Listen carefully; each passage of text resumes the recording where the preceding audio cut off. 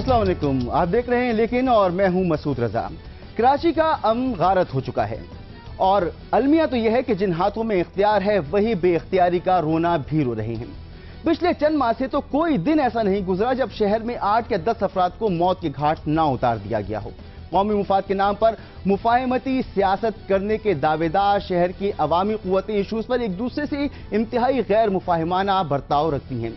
इस सूरत हाल ने शहरियों को चकरा के रख दिया है कि शहरी इंतजामिया से लेकर महकमा दाखिला तक आखिर बागदौड़ है किसके हाथ में। नतीजा ये कि आज इदारों की फालियत को इतना नुकसान पहुंच चुका है कि पूरे का पूरा निजाम डिलीवर करने की सलाहियत से महरूम नजर आता है। और शायद यही वजह है कि मुल्क की सबसे बड़ी अदालत को यह कहना पड़ा कि शहर के 90% अफराद नफ्सियाती मरीज हो चुके हैं।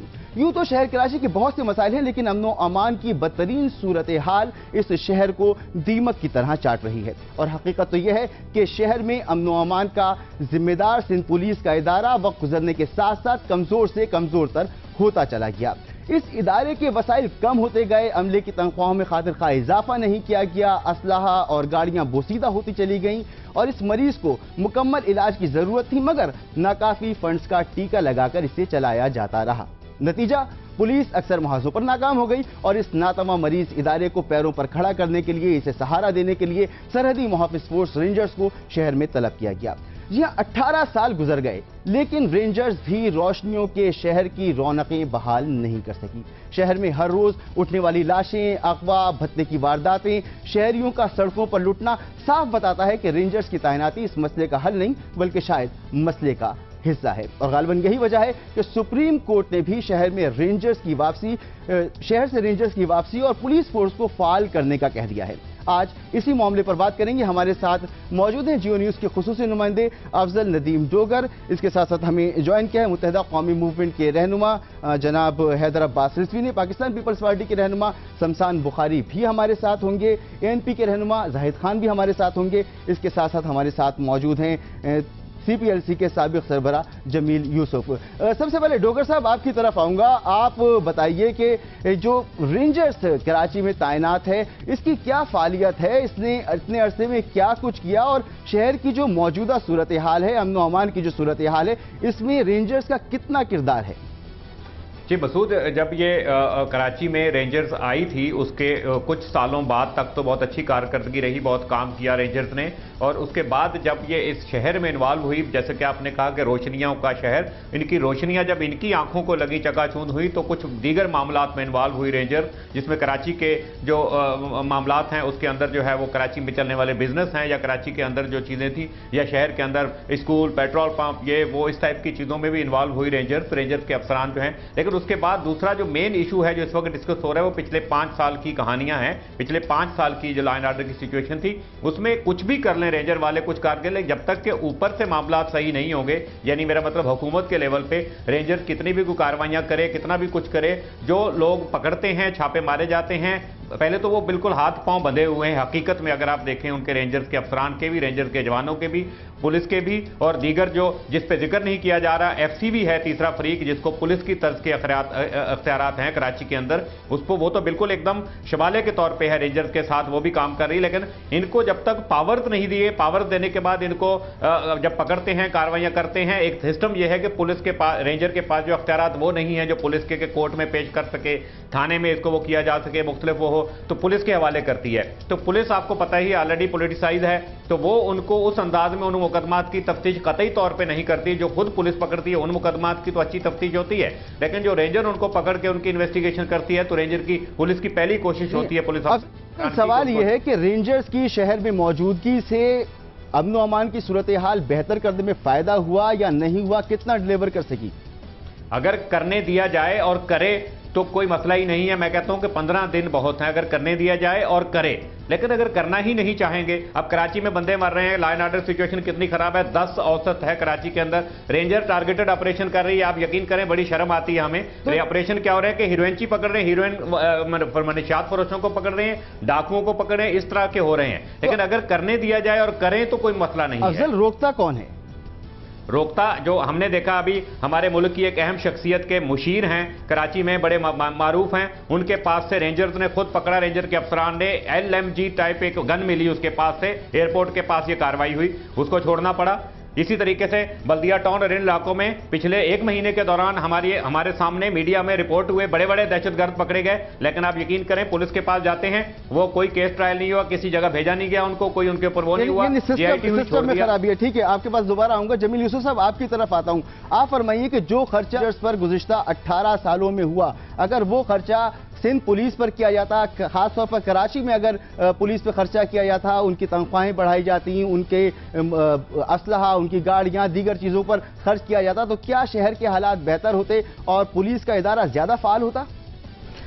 नहीं, एक्चुअली जैसे अफजल नदीम डोगर साहब ने कहा है, बात यह कि आपने रेंजर्स को लाए, आपने लॉ अमेंड नहीं किया कि वो अगर कस्टडी में लेते हैं तो उनका ट्रायल, उनकी केस बनाना, एक अक्यूज को कितना टाइम में उसने एक्सेप्ट करना है, हर जगह लॉस चेंज किया जाता है, कस्टडी दी जाती है। हमारे यहाँ 14 दिन का रिमांड होता है, इमीडिएटली लाना है, वो ट्रायल डायरेक्टली कर नहीं सकते, वो क्या इंटरोगेशन करेंगे, क्या रोकेंगे, क्या पुलिस को हैंड ओवर करेंगे। हाँ, अच्छी चीज़ है, लॉ इन्फोर्सिंग एजेंसी एक होना चाहिए कंट्रोल में, बट यहाँ तो पॉलिटिकल विल नहीं है, ऊपर से डाइल्यूट हुआ है। यू सी, आप इंप्लीमेंट नहीं कर रहे हैं रूल ऑफ लॉ। आप देख लीजिए, अभी सुप्रीम कोर्ट ने देखा कि आपने तकरीबन 200 लोग पैरोल पर छोड़ दिए, जिसमें किडनैपिंग फॉर रैंसम के केसेस थे, मर्डरर्स थे, कन्विक्टेड थे, और आपने पैरोल पर छोड़ दिया 2002 में। 10 साल तक किसी ने देखा ही नहीं। क्या इवन सुप्रीम कोर्ट को भी पता था? क्या वो जजेस हमारे सिविल सोसाइटी के लोग हैं, ऐसे नहीं कि बाहर के हैं, उनके भी यार दोस्त हैं। ये बात तो बहुत पुरानी है पैरोल की। हम कॉग्निसेंस लेते ही नहीं है, हम रूल ऑफ लॉ लाना ही नहीं चाहते, हम अकाउंटेबिलिटी नहीं करना चाहते हैं। पुलिस को आपने पॉलिटिसाइज कर दिया। मेरा ख्याल है अगर सुप्रीम कोर्ट के जजेस एक क्लोज डोर सेशन करें, जिसमें आईजी को बुलाएं, डीआईजी को बुलाएं और उनसे सुने कि क्या हो रहा है, किस तरह से हम लॉ एनफोर्सिंग एजेंसीज को डिस्ट्रॉय कर रहे हैं, किस तरह हम रूल ऑफ लॉ को कॉम्प्रोमाइज करके बैठ गए हैं, और किस तरह से इन्फिल्ट्रेशन हो रही है इलीगल वेपन्स की, आर्म्स एम्युनिशन की, ड्रग्स माफिया, लैंड माफिया और टेररिज्म और एक्सटॉर्शन के केसेस। जी जमील यूसुफ साहब, ये सब कुछ मौजूद है और आपने बहुत अहम बात ये कही कि कानून में तब्दीली नहीं की गई, पॉलिटिकल विल मौजूद नहीं है। हैदर अब्बास रिजवी साहब, जमील यूसुफ साहब ने साफ साफ कहा कि कानून में तब्दीली की गई, रेंजर्स यहां पर लेकर आ गए, पॉलिटिकल विल वो समझते हैं कि मौजूद नहीं है। आपकी जमात सबसे ज्यादा पावर में रहने वाली जमात है, हुकूमत में रहे हैं आप सबसे ज्यादा अरसा, और कराची ही आपका हल्का इंतखाब भी रहा है, यहीं का ये मसला है। पॉलिटिकल विल कहां है? शुक्रिया मसूद। हम ये समझते हैं कि कराची के लॉ एंड ऑर्डर सिचुएशन में जिस कदर सपोर्ट और हेल्प यहाँ की लोकल पुलिस कर सकती है और कम्युनिटी पुलिसिंग कर सकती है, वो कोई और नहीं कर सकता। रेंजर्स के वो तमाम अफसरान जो कि यहाँ पर तैनात होते हैं, उनको कराची की एक गुंजलत सूरत हाल समझने में 1 से 1.5 साल लग जाता है, और जब वो इस काबिल होते हैं कि वो बिल्कुल चीजों को समझें और थॉरली समझें, उस वक्त तक उनके ट्रांसफर का टाइम आ जाता है। पुलिस अगर कहीं और से लाकर तैनात की जाएगी, कहीं और से अफसरान आएंगे, तो जैसा अभी अफजल नदीम डोगर ने कहा कि कराची की जो रोशनियों का शहर है, उनकी चकाचौंध जो है वो उनकी आंखों को खीरा कर देती है, और वो बहुत सारे ऐसे मामलात में इन्वॉल्व हो जाते हैं जहां पर पुलिस को इन्वॉल्व नहीं होना चाहिए, वो खुद पार्ट ऑफ द प्रॉब्लम हो जाते हैं।